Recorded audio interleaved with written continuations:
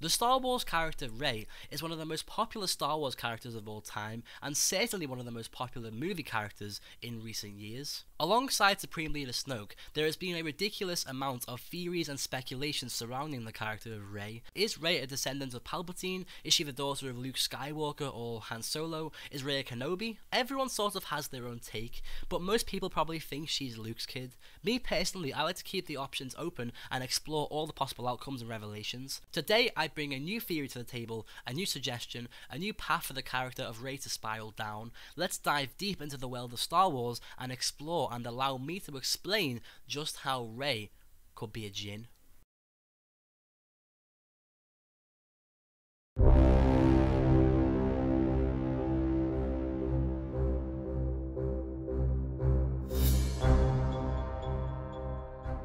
First of all, before I compare Rey and Qui-Gon Jinn and discuss how similar they actually are, I need to formulate how Rey could be related to Qui-Gon. Interestingly, this segment of the theory actually connects to the popular theory that Rey is a Skywalker and allows the best of both worlds, combining the Jinn and Skywalker theory. Allow me to explain. Now, like all theories, this needs to be taken with a grain of salt. Anakin Skywalker, the father of Luke Skywalker, had a mother who he lived with on Tatooine until the age of 9. She was called Shmi Skywalker. Now, I've seen a couple theories out there that suggest that while Qui-Gon Jinn and his crew were trapped on the planet of Tatooine for a period of time, Qui-Gon and Shmi had sex. Now, I can see this happening for two reasons. One, I feel that the chemistry is there. The way that Shmi looks at Qui-Gon and the way they interact tells me romance. You may disagree, but I digress. And number two, Qui-Gon Jinn was a grey Jedi. He didn't give a shit about the rules. In fact, that was the only reason he wasn't allowed on the Jedi Council, despite being one of the wisest and most powerful Jedi at the time. He was considered a maverick and a rebel. Because of this, Jinn would have frequently broken the Jedi rules and code. In this case, which part of the code would he have bypassed?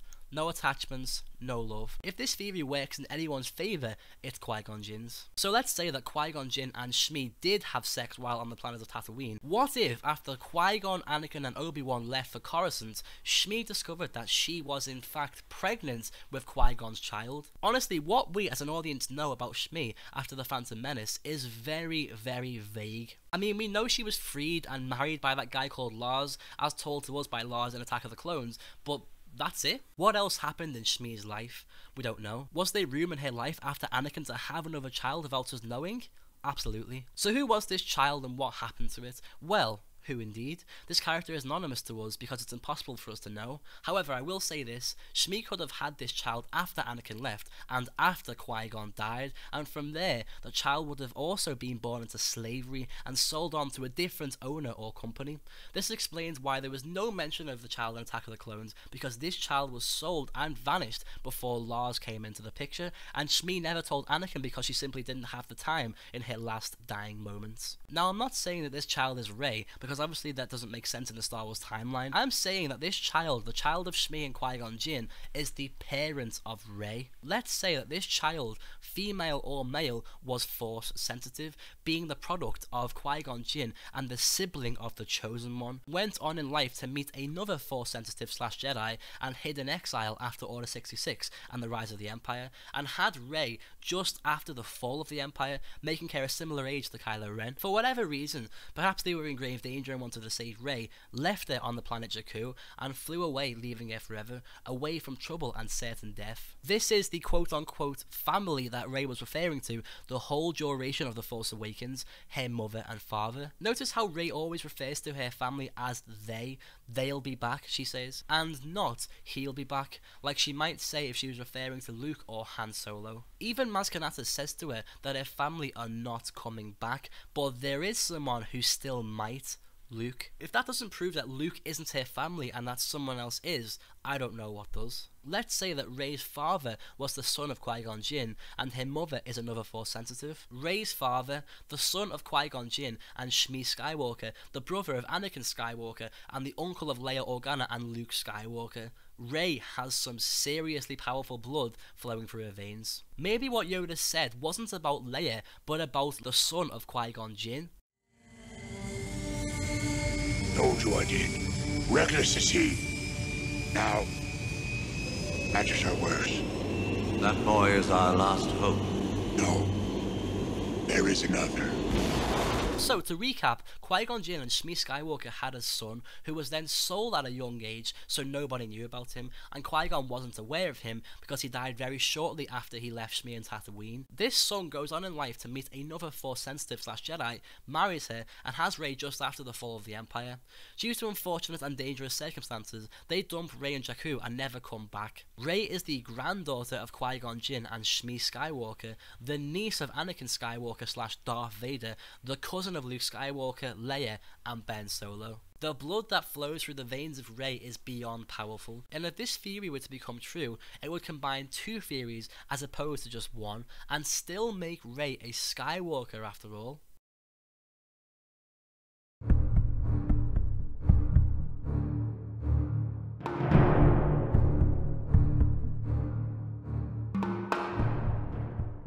The colour of one's lightsaber says a lot about the person. Each colour has its own meaning and reflects the owner of the blade. As stated by Wikipedia, around 4000 BBY, lightsaber crystals were used to indicate a Jedi's chosen class. Blue indicated a Jedi Guardian, a Jedi who used the Force on a more physical level. Green indicated a Jedi Counselor, a Jedi who preferred to reflect on the mysteries of the Force and fight the dark side at its heart. Yellow indicated a Jedi Sentinel, a Jedi who honed his or her skills in a balance of combat and scholarly pursuits. Right now, Rey is wielding Anakin Skywalker's blue lightsaber, but that is not her lightsaber. It's simply her starting point. It's a lightsaber that she acquired and is using for now until she gets her own one. Just look at Luke Skywalker. The exact same thing happened to him. He was given the blue blade of Anakin Skywalker to later create his own green blade in Return of the Jedi.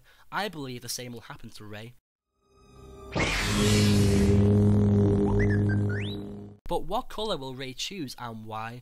Well, out of all the options, I'd say green seems to suit her the most. As read before, green indicates a Jedi Counselor, a Jedi who preferred to reflect on the mysteries of the Force and fight the dark side at its heart. Jedi Counselors also prefer negotiation and meditation as opposed to combat, but have strong Force abilities. In The Force Awakens, Rey is shown to be a variety of things, but I think at heart she represents said traits. I think this because of her extremely strong and untrained Force ability and capability in The Force Awakens. She could use the Jedi mind trick, telekinesis, and even mind probe all without training. That sounds like someone who relies on the Force above physical combat, despite being a competent lightsaber wielder as well. So what's the purpose of this? Well, who do these traits remind you of? Who also has a green lightsaber and is equivalent to Rey in regards to their approach to combat and their style of using the Force? Qui-Gon Jinn. I know this is a pretty vague point, but I can really picture Rey wielding a green blade in the future Star Wars movies, and at that point, it'll seem even more clear to us just who her grandfather was.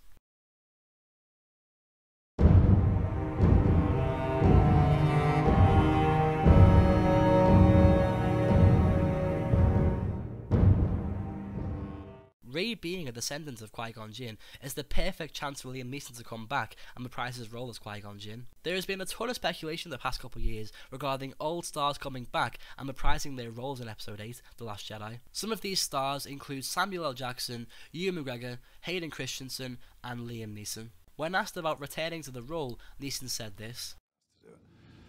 Oh, I'd love to. Of course I would, yeah. I mean, I don't know where the story's going to go. Yeah. Nobody knows what this story is. Yeah.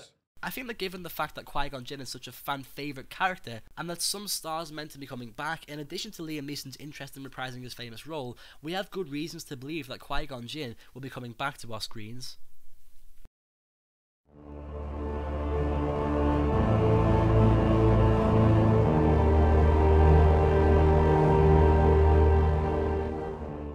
Rey and Qui-Gon Jinn are similar in a few ways. They're both quite calm and collective, and are both talented and naturally strong in the Force, but what really catches my eye is their remarkably similar appearance. First of all, I didn't even notice that their clothing is pretty much exactly the same until now, but look at this! Same colours and same design. Could The Force Awakens be trying to tell us something? Not only do they look the same in The Force Awakens, but Rey's appearance in The Last Jedi is also reminiscent of her grandfather, Qui-Gon Jinn. But The Last Jedi isn't even out yet. Well, a few weeks ago, we were shown a very short teaser into the world of The Last Jedi when Disney released a picture of Rey, Poe and Finn on the cover of a toy box to promote Force Friday 2 coming September the 1st, 2017. On this picture of our three heroes, take a look at Rey. Who does she remind you of? Not only is she once again wearing the robes similar to Qui-Gon Jinn, take a look at her hairstyle. It's literally the same hairstyle worn by none other than Qui-Gon Jinn. Coincidence? All points and pieces carefully considered, I'm really hopeful that this theory proves itself to be true. I don't know if it was down to Liam Neeson's excellent portrayal of the Wise Jedi, or the fact that Qui-Gon Jinn was one of the only good things about the prequels, but Qui-Gon Jinn honestly is one of my favourite Star Wars characters, and I would love to see him come back. Maybe if both Qui-Gon and Obi-Wan came back, we could have some interaction between them and perhaps even Yoda, bringing back some of the excellency of the prequels back to our screens in the sequel trilogy. Qui-Gon Jinn became one with the Force and discovered life beyond the grave. Now, unlike other Jedi and other characters that are theorized to be related to Rey, we know that Qui-Gon Jinn could come back despite his death, because Qui-Gon Jinn is a ghost. We even have proof of Qui-Gon coming back to speak to certain characters. So there is no reason why Qui-Gon Jinn, the Wise One himself, couldn't come back to guide our protagonist Rey. What better place to do it as well? On the ancient spiritual planet of Act 2, the location of the first Jedi Temple. It all makes sense. Plus, we know that Luke Skywalker can communicate with the Force ghosts of Anakin, Obi-Wan and Yoda, so why not Qui-Gon Jinn as well? All in all, this theory is a fun one. I hope it's somewhat true, but even if it's not, I had a blast writing this. Comment down below your thoughts on this theory and let me know what you think. Is Rey a Jinn? If you enjoyed this theory and want to see another cool theory of mine, check out my theory Cypher the Ace of Snoke in the description down below. If you want to show your friends this cool theory and see what they think, then please give this video a share. Drop a like rating if you enjoyed, that extremely helps me out, and subscribe to me for more Star Wars videos. Until next time, thank you so much for watching, see you soon.